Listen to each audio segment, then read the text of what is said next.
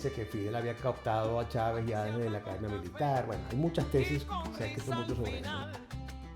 Y si la charla se alarga, un whiskycito no cae mal.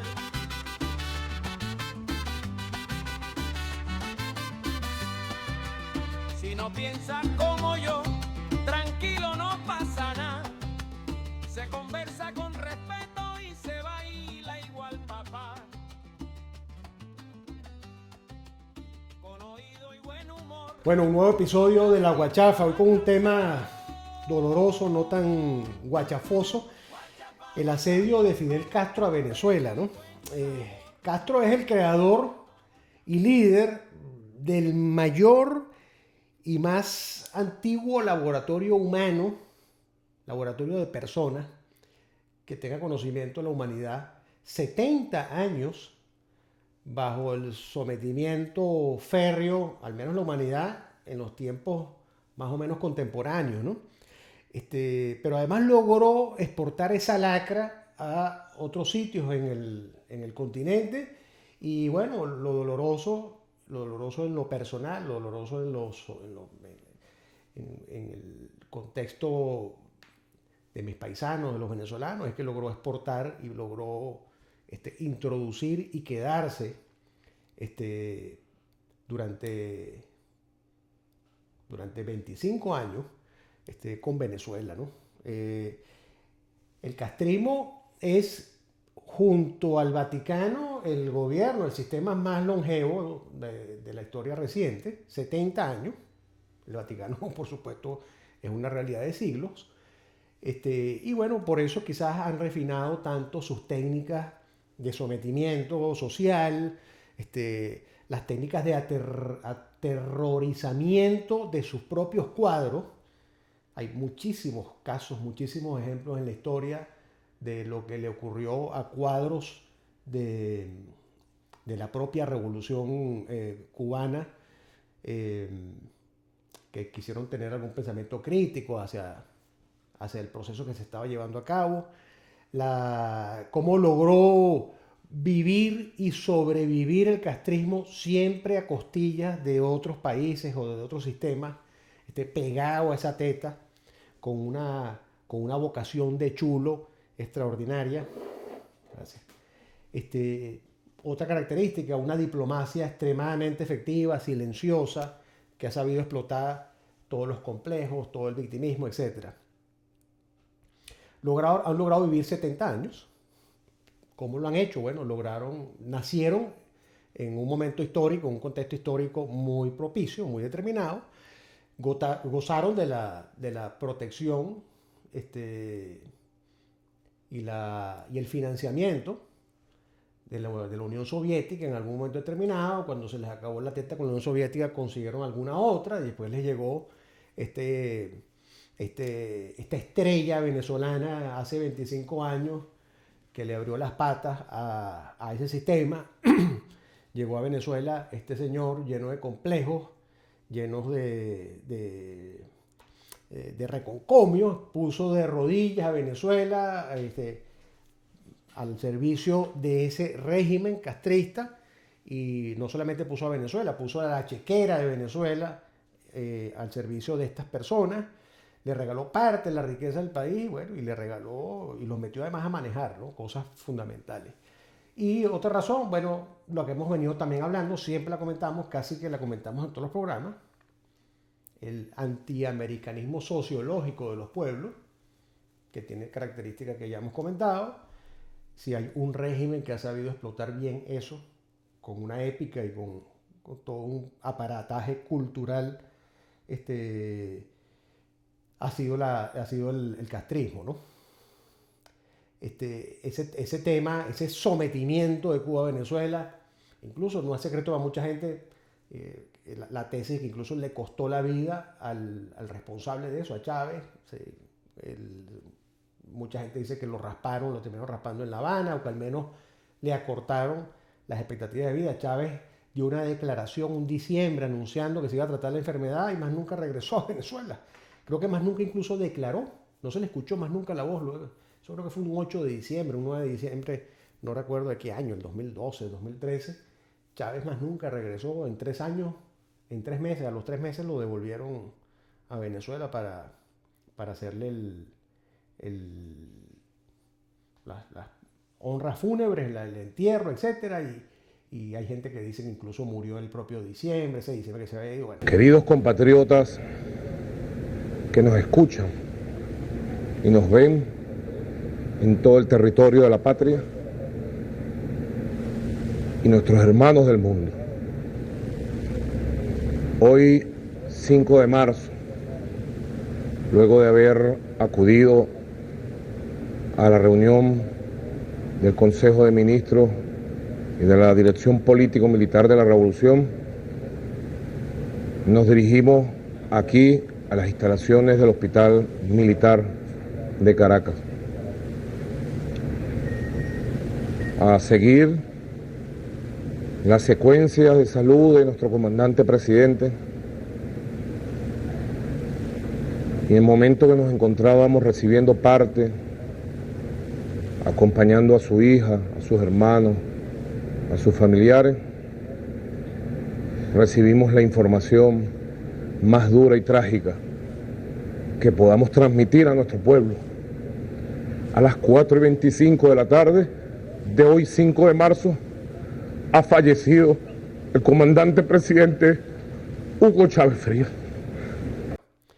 Lo cierto es que un país continental de 25 millones de habitantes, lleno de recursos de toda naturaleza, recursos naturales y recursos humanos, con potencialidades claramente ya determinadas de país en desarrollo en alguna de sus áreas.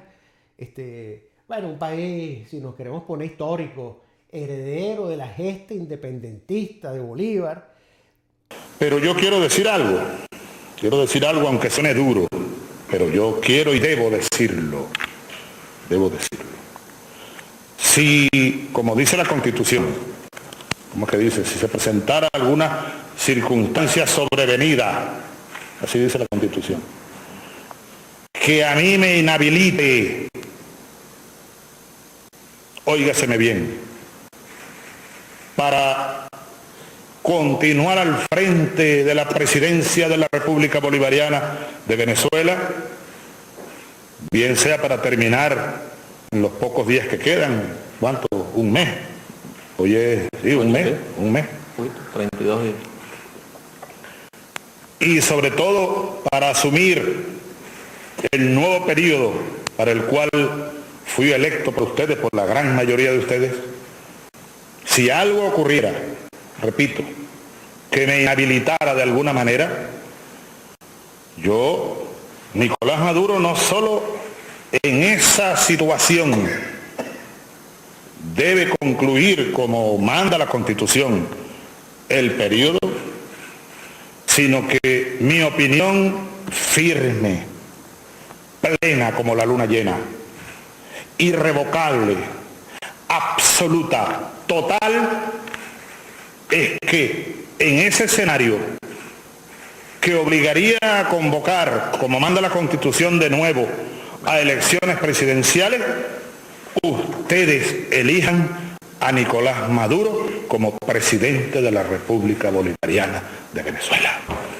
Yo se los pido desde mi corazón. Ese país doblegado a una isla de 9 millones de personas, de 9 millones de habitantes, a un régimen como el castrista, que además agarró esa isla, cosa que hablaremos después en algún otro capítulo, una isla boyante, hermosa, espectacular, la quebró, la atrasó, la llenó de miseria. Ese país, esa isla, terminó sometiendo a un país de 25 millones de personas. Hay gente que ha analizado con detalle el tema y ubican la entrada formal, ya plena, de Fidel, del castrismo a Venezuela, luego del 11 de abril del 2002. Luego del vacío de poder, el golpe de Estado, como lo queramos llamar. Dicen que en ese momento entra plenamente. Si recordamos un poco, cuando Chávez sale de la prisión, poco tiempo que estuvo sometido por el golpe de Estado del 4 de febrero, bueno, Chávez fue a La Habana y allá Fidel le hizo un recibimiento especial, etc. Hay mucha gente que también dice que Fidel había captado a Chávez ya desde la academia militar. Bueno, hay muchas tesis, se ha escrito mucho sobre eso, ¿no? Lo cierto es que el castrismo evidentemente ya públicamente en algunas áreas entra a partir del 2002. Yo recuerdo que incluso yo por razones laborales era un asiduo usuario de un registro inmobiliario en el sureste de Caracas. Y recuerdo perfectamente, nítidamente,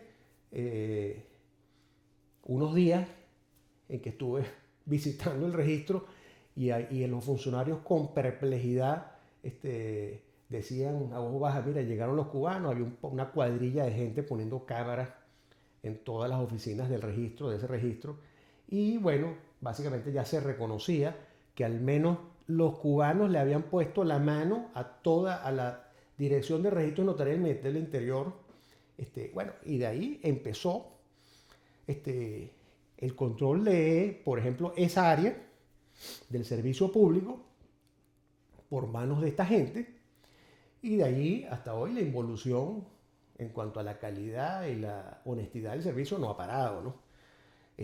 Por ejemplo, en ese servicio, ¿no? Ese servicio llegó a ser modélico, el sistema registral de Venezuela, el registro mercantiles, el registro inmobiliario, y lo han convertido en una vaina realmente dantesca, ¿no? A la gente le cobran lo que le da la realísima gana a todos esos carajos que pululan en esos registros por hacer una operación de venta inmobiliaria. Eso no me lo han contado, eso lo sufrió yo.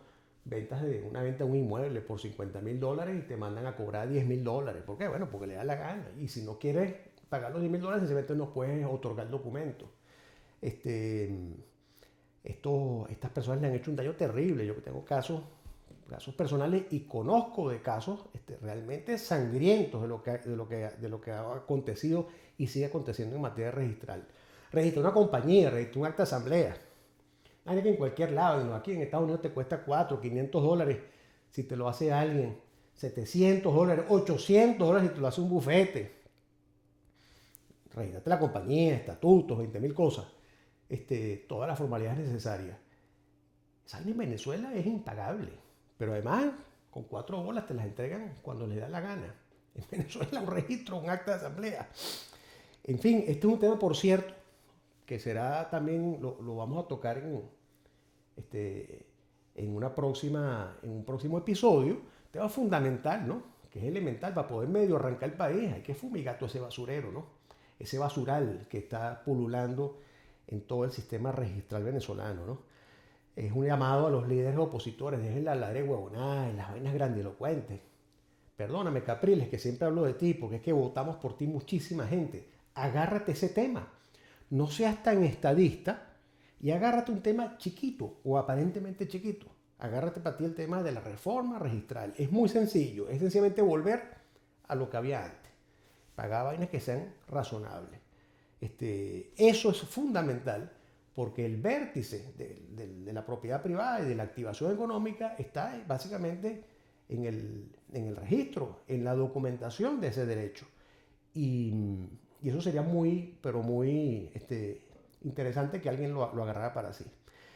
Bueno, los cubanos, comentaba, terminaron metiéndose en diferentes áreas, las áreas que más, en las áreas neurálgicas que ellos identificaron como que eran fundamentales, ¿no?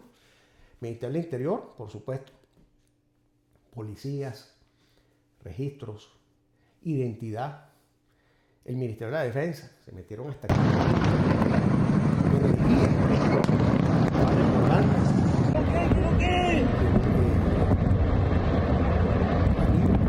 Pero también en otras zonas estratégicas. Ramiro Valdés, tipo con una fama de sanguinario, arrechísima en la isla, vicepresidente de Cuba. Chávez lo nombró encargado para la solución de la crisis energética cuando empezaron los apagones. Coño, hay que tener, de verdad, es una cosa, los pistoleros y torturadores de la Revolución Cubana resolviendo redes extendidos eléctricos y plantas de generación eléctrica en Venezuela. Una vaina, una barbaridad, ¿no? Bueno, el intercambio de petróleo por entrenadores deportivos o por médicos, las misiones. Con eso bajaron línea para establecer y para instalar todo un sistema de información y de espionaje, llenar y enseñarle al venezolano y a las comunidades toda esa cosa infame de ser sapos pervirtieron hasta la manera de ser el venezolano, enseñaron a la gente a echarle paja al vecino, a las viejas, la vieja del lado, la sapeaba para que no le dieran una caja de clap o una ayuda. Eso ha sido eso exactamente es el castrismo. El castrismo no es algo, cuando uno habla de este tipo de cosas, dice, no, es que yo no lo logro entender porque no sé cómo se come. Bueno, eso se come de esa manera. Eso que usted está viendo, esa realidad que usted empezó a vivir y que quizás la ve ya hoy como algo razonable, eso no era Venezuela, no era así. Todo eso se montó por un tema de utilidad partidista y policial. Un sistema de dádivas y castigos que le permitieron someter al pueblo, someterlo a través del hambre, las necesidades, control social, control político, bueno, las cajas CLAPS, las misiones, todo ese vainero, ¿no? Da rechera reconocerlo que Fidel Castro triunfó, prevaleció sobre Venezuela, porque Fidel se murió en su cama, se murió tranquilito, y el castrismo prevaleció en Venezuela hasta el 3 de enero. Y además hay que estar claro que Venezuela fue un objetivo de Fidel Castro desde los inicios, desde el año 59. Desde el año 59 Fidel siempre se quiso meter en Venezuela. Y la verdad sea dicha, toda la sociedad venezolana se iba en guanábana con Fidel Castro. Toda. Desde los carajos más encumbrados, pasando por la clase media, pasando por los sectores populares. Los menos, los sectores populares. Dígame los sectores intelectuales. Se iban en guanábana con Fidel Castro. Es una realidad. Y de esos polvos, bueno, de esas tempestades, estos lodos, ¿no? Victimismo complejo, el tema antiamericano, sociológico, la naturaleza humana. También es verdad, los Estados Unidos dejándose joder por este señor en el patio, ¿no? En la patica, durante 70 años. Una vergüenza para los americanos esa vaina. Lo cierto es que cuando uno ve un poco la historia, cuando revisas YouTube, que afortunadamente la hemeroteca está a la orden del que tenga algún tipo de interés, el único carajo que le plantó cara es a Fidel. Si nos ponemos a hablar de cómo la llamada Revolución Cubana fue dirigida por un grupo de pistoleros que se iniciaron no leyendo libros de teoría marxista, no haciendo proselitismo político, no organizando partidos políticos, sino como jefes de bandas de secuestradores universitarios, bandas de universitarios secuestradores. El señor Fidel Castro es el personaje a quien describe Rómulo Gallego como Justo Rigores en su novela cubana, Una brizna de paja en el viento. Justo Rigores se llama Rómulo Betancourt, el único, desde el día 1. Rómulo fue el primer presidente de la democracia. Ese gobierno abortó golpes militares desde adentro de la Fuerza Armada. Combatió guerrillas alimentadas, izquierda, ultraizquierda, invasión de Fidel, la invasión de Machurucuto, bueno, atentados personales, el atentado de Chapita Trujillo, dictador de República Dominicana, contra Rómulo, que le vuela en el carro. 4 camiones de bola tenía Rómulo Betancourt. Rómulo Betancourt y su ministro de la Defensa, que fue uno solo durante los 5 años. Averigüen, estudien la vida del ministro de la Defensa, Rómulo Betancourt, y comparen la vida y obra de ese individuo. ¿Quién es y qué hizo con la de un carajo como Vladimir Padrino, el general actual que tiene 8 años ministro de la Defensa? Y ahí ustedes van a empezar a ver, en términos concretos, qué significa estar con Estados Unidos sin culpa y sin complejo. Rómulo rompió relaciones diplomáticas con Fidel. el año 61, aplicó lo que se llamó la doctrina Betancourt. Básicamente, Venezuela no reconocía gobiernos que tuvieran al frente o regímenes que tuvieran un gobierno por la fuerza. No los reconocía. Y rompió con Fidel. Rómulo formó alianza con Estados Unidos, nuevamente, sin complejo de ninguna naturaleza, en todos los frentes, incluido el frente militar, como debe ser, en todo el tema de intereses hemisféricos, al lado del socio natural, histórico de Venezuela, que es uno solo, que es los Estados Unidos. Eso lo vio Rómulo Betancourt de forma clara, sin complejos y sin culpas, y ese fue el primer gobierno de la democracia. Siempre Rómulo despreció a Fidel Castro, ¿no? Después la historia, bueno, nos pone una torta, ¿no? Carlos Andrés en su primer gobierno restablece relaciones diplomáticas con Fidel. Esas vainas, esos sueños tercermundistas, de los países no alineados de Carlos Andrés, eso le significó una de las razones principales del alejamiento con su padre político, que era Betancourt. Insólito que Carlos Andrés, ministro del Interior, viceministro del Interior y ministro del Interior en el gobierno de Rómulo, encargado del combate a la guerrilla y todo ese poco de vaina, que Carlos Andrés haya sucumbido a eso, ¿no? Es algo vergonzoso en la vida de Carlos Andrés, increíble esa cagada que se lanzó Carlos Andrés en eso y en las que vinieron, ¿no? Por ejemplo, en su segundo gobierno, invitado de honor, la vedette de la toma de posesión de Carlos Andrés, de la llamada coronación en el Teatro Teresa Carreño. ¿Quién era? Fidel Castro. Le dieron todo el Hotel Eurobuilding a Fidel Castro y a la comitiva de Fidel Castro durante todos esos días. Los periodistas venezolanos, todos, véanlos en YouTube, todos vueltos locos. Y estoy dispuesto a seguir contestando todas las preguntas que tú quieras. Dime si hay algunas más. Pero tú debieras contestarme también algunas que yo te hago. Dame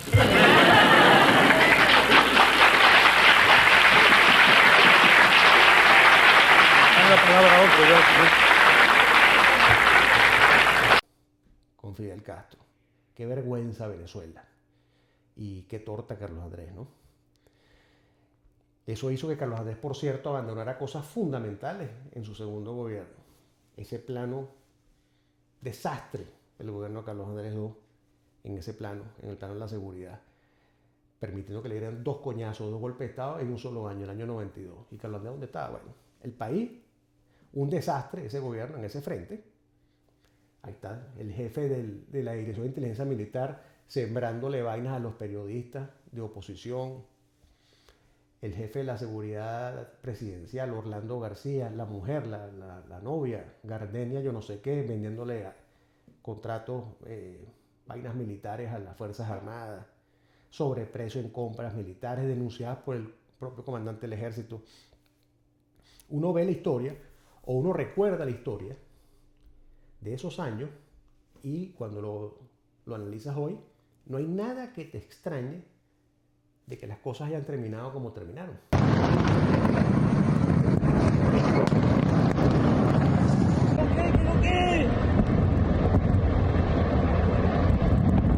Pero también en otras zonas estratégicas. Es verdad que Carlos Andrés la pagó muy caro, es verdad, pero es verdad también que más caro lo ha terminado pagando el país, y lo sigue pagando el país, los venezolanos, ¿no? Pero bueno, Castro se metió en Venezuela, se metió en el pensamiento de buena parte de los líderes de izquierda, los partidos de izquierda, promovió movimientos guerrilleros en Venezuela, pero llegó un momento donde se dio cuenta que más fácil era cooptar individuos dentro de las Fuerzas Armadas, y esa fue la estrategia que al final terminó haciendo. Y bueno, ahí está Chávez, y el chavismo, y el madurismo, ¿no?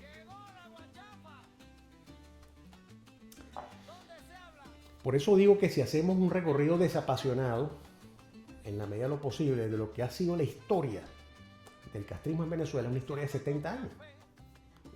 El mismo tiempo que tiene el castrismo, que tiene Fidel montado en Cuba, en su laboratorio, ese mismo tiempo lo tiene asediando Venezuela. Y también uno puede concluir que es difícil no concluir que la esperanza que en este momento se abre para Venezuela es fundamentalmente porque eso, el castrismo y el GO2 ya no están en Venezuela, fueron extirpados en Venezuela. Fueron extirpados en Venezuela el 3 de enero. Es decir, esto que hay hoy, si lo queremos llamar el rodriguismo, Delcy y Jorge, eso que está hoy, hay un equilibrio de poder defendiéndose, etcétera, buscando condiciones, encajando con condiciones de prevalencia, de subsistencia en base a la nueva realidad que existe. Eso ya no es castrismo. Eso podrá ser otra cosa, es otra cosa.